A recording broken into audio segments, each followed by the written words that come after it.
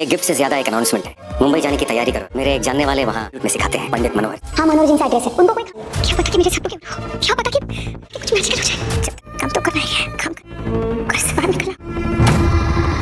अनुपमा जी के आने वाले एपिसोड होने वाले हैं धमाकेदार। आने वाले एपिसोड में आप लोग देखने वाले हैं कि राही और जो अनुपमा जी होते हैं बहुत ही जल्द मैजिक से आपस में मिलने वाले हैं।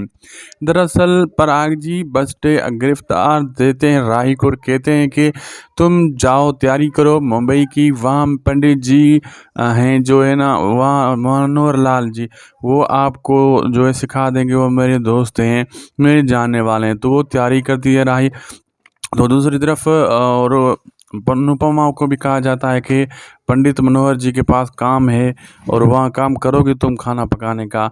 तो वो मन ही मन में सोचती है कि जब तक ज़िंदा हूँ या कर रह रही हूँ तो काम करना ही पड़ेगा। काम करने के लिए घर से बाहर निकलना ही पड़ेगा।